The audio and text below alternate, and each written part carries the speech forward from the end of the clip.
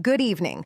I'm Nova Blake, and this is your complete briefing for Thursday, April 9th, 2026. Today, the United States and Iran are in a fragile two-week ceasefire, but attacks continued in the hours after it took effect. The terms remain disputed, and American forces are staying on the ground with orders ready to restart at a moment's notice. Let's get into it. Starting with the top stories from across the American political landscape. The United States and Iran entered a historic two-week ceasefire on Wednesday, the first pause in 40 days of active warfare since Operation Epic Fury began on February 28th. President Trump announced the deal Tuesday evening, hours before his own deadline expired, saying the suspension of bombing is subject to Iran agreeing to a complete, immediate, and safe opening of the Strait of Hormuz. Iran's Supreme National Security Council accepted the ceasefire and confirmed that shipping through the strait would be permitted for 2 weeks via coordination with Iranian armed forces. The ceasefire showed immediate signs of strain on its very first day. Kuwait and the United Arab Emirates both reported fresh Iranian drone attacks Wednesday morning, hours after the truce was declared. Kuwait's defense ministry said its armed forces intercepted 28 drones in an intense wave of hostile Iranian attacks, some of which struck vital oil facilities, power stations, and water desalination plants, causing, in its words, significant material damage. Iran denied violating the ceasefire, while the White House called reports that Iran had reclosed the strait as false. Defense Secretary Pete Hegseth declared at the Pentagon on Wednesday that American forces will remain in the Middle East on full combat readiness throughout the two-week period. Hegseth said the Pentagon has, in his words, done its part, and that American troops are prepared to defend, prepared to go on offense, and prepared to restart at a moment's notice if Iran violates the terms. He also warned that the United States knows exactly what Iran has in terms of enriched uranium, saying the U.S. will take it out if Iran does not hand it over. The Islamabad peace talks, brokered by Pakistan, are now scheduled to begin Friday, April 10th, with delegations from the United States and Iran meeting in Pakistan's capital city. Pakistani Prime Minister Shehbaz Sharif welcomed the ceasefire as a display of remarkable wisdom by both parties and said he earnestly hopes the talks will succeed in achieving sustainable peace. Pakistan has been the sole direct communication channel between Washington and Tehran throughout the 6-week conflict. A major complication emerged Wednesday as Israel declared that the ceasefire does not cover its ongoing fight against Hezbollah in Lebanon. The Israeli military launched what it described as its largest coordinated strike on Lebanon since the war began, striking multiple neighborhoods in Beirut during morning rush hour. Lebanon's civil defense reported more than 250 people killed and more than 1,100 wounded in Israeli attacks on Wednesday alone. Pakistani Prime Minister Sharif publicly called on all parties to respect the ceasefire, implicitly criticizing Israel's continued Lebanon campaign. The terms of the ceasefire remain sharply disputed between the two sides. Iran's state media reported that its accepted 10-point plan includes the phrase acceptance of enrichment regarding its uranium program, a term that was notably absent from English-language versions distributed to journalists. President Trump posted Wednesday that there will be no enrichment of uranium, directly contradicting that element of Iran's described agreement. Secretary of State Marco Rubio previously stated the American 15-point plan makes clear Iran can never have nuclear weapons. Vice President J.D. Vance, traveling in Budapest on Wednesday, welcomed what he called a fragile truce and urged Iran to negotiate in good faith. Vance warned that President Trump is not one to mess around, adding that if Iran did not come to the negotiating table, they would find out what that means. His visit to Budapest, one of Trump's closest ideological allies in Europe, came as the administration sought to demonstrate diplomatic engagement amid ongoing NATO tensions.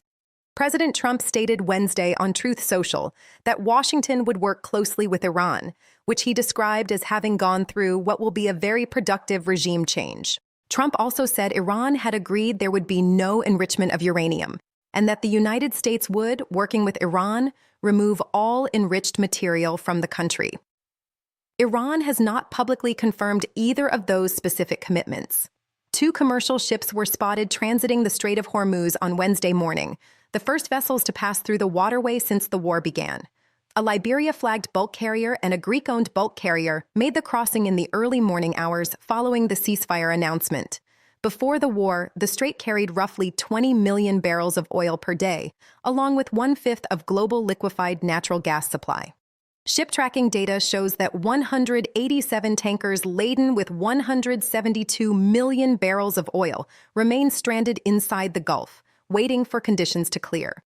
World leaders across Europe and Asia greeted the ceasefire announcement with relief, while calling for a durable follow-through.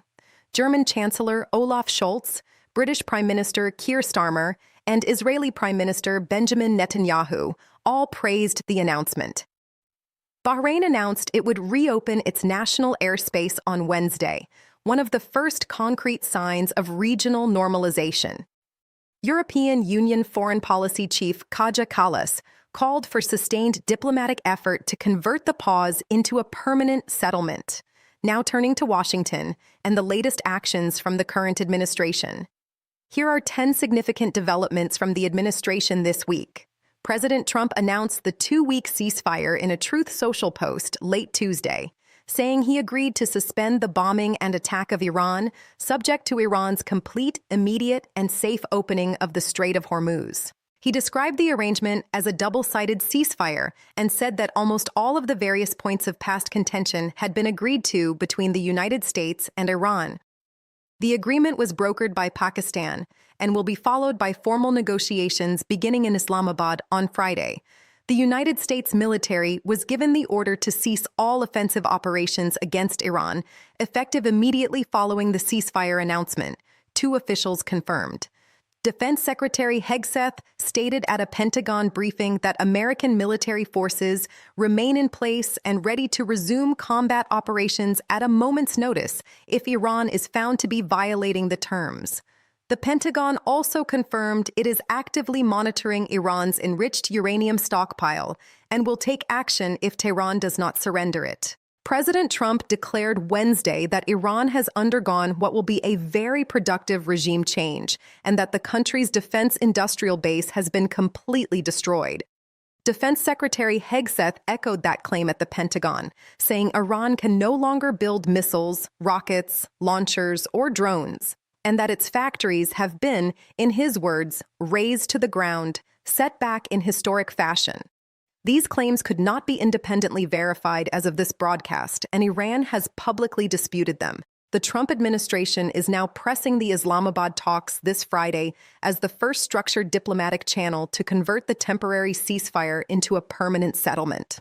White House Press Secretary Caroline Leavitt told reporters the president's red lines, including no uranium enrichment in Iran, have not changed and that negotiators will work to align Iran's 10-point plan with the administration's 15-point proposal. A source familiar with the process told media outlets that the gaps between the two sides remain very significant. President Trump signed a presidential memorandum last Friday, directing the Department of Homeland Security to pay all of its more than 35,000 employees affected by the 50-day partial government shutdown, bypassing Congress to issue the payments. The memo covered Federal Emergency Management Agency workers, Coast Guard civilians, and cybersecurity and infrastructure security agency professionals who have been without paychecks since February 14th. Congress is expected to vote on a formal DHS funding resolution when lawmakers return from recess the week of April 13th. The Trump administration's fiscal year 2027 budget request, released last Friday, seeks $1.5 trillion for the Pentagon, a 42% increase over current levels. The budget pairs record defense spending with $73 billion in cuts to domestic programs, including clean energy grants, the Internal Revenue Service, agriculture, and education. Democrats called the budget morally bankrupt, and Republican Senator Susan Collins said the domestic cuts went too far.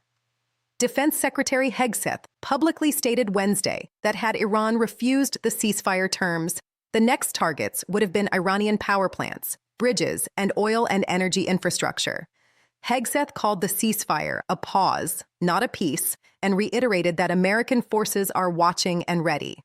His remarks reinforced the administration's position that military pressure remains the primary instrument of American policy, even within the ceasefire window. Acting Attorney General Todd Blanche confirmed this week that the Justice Department will not be prioritizing the Epstein files investigation going forward.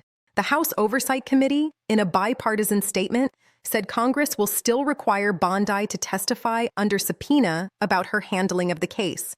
The committee's position is that a cabinet firing does not extinguish Congress's subpoena authority. The White House confirmed Wednesday that Lebanon is not part of the ceasefire agreement and relayed that message to all parties involved. Press Secretary Leavitt told reporters that Israeli Prime Minister Netanyahu had assured President Trump that Israel would continue to be a helpful partner throughout the ceasefire period. Israel's continued strikes on Lebanon, including the deadly Wednesday attacks on Beirut, have created significant international diplomatic pressure on the United States to clarify the boundaries of the ceasefire agreement.